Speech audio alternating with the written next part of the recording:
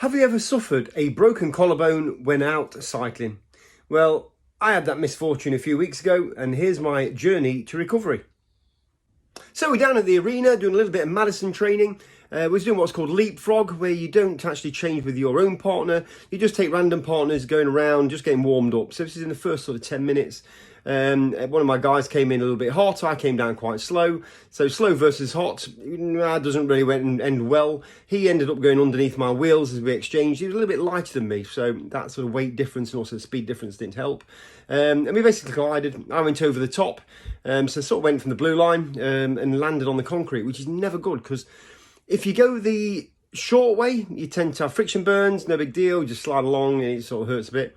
If you go the long way over the top, you end up hitting the concrete and hitting it hard, which is pretty much what I did. Landed on my collarbone. I did actually tuck and roll, so I'm pretty good at crashing, to be fair. I did the tuck and roll. Problem was, when I tucked, the first thing to hit was my shoulder. That broke the collarbone.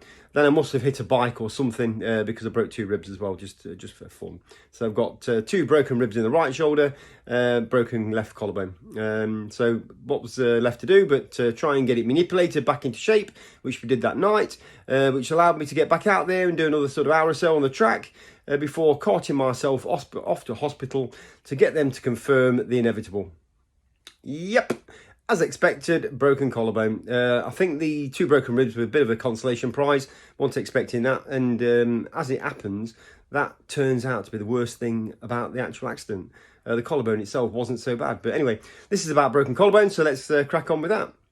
So once you've picked yourself up from the accident and sort of dusted yourself down, and you're in a bit of a mess, you get yourself to the hospital. They'll give you an x-ray just to confirm what you've done. And we already know because your collarbone is sticking out through your skin, or it's poking up through your shoulder or your t-shirt, so you're pretty much aware of what's happened anyway.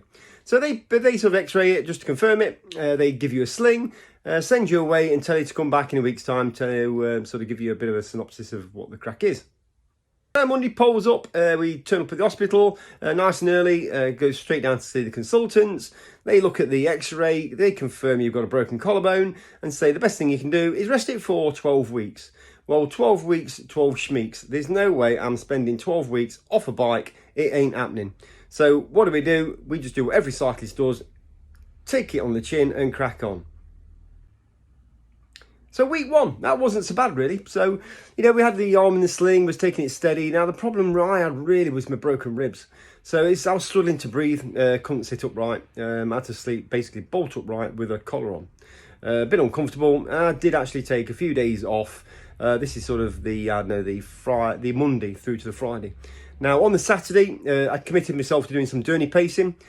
So I got myself down to the arena, got my broken collarbone, and I got my pal to take my journey bike down for me. We had it all strapped up, and we did a sort of couple of hours of journey. It seemed like a good idea at the time. However, not so much the collarbone, but the broken ribs caused me a lot of grief. So from the Saturday was a little bit uncomfortable, but then then Sunday through to Thursday, it was just a living hell. I was on morphine and all sorts of stuff. I was in a riot. Anyway, so we got through all that sort of shizzle, got to about Friday, said to the missus, really I should take a week off. So I took a week off. I've took 7 days out. I've now promised that I'll do an extra 5 days. I'm due back on track on Thursday to do the standard journey session before going for an x-ray to see how the collarbone's going, and we'll get an update from there.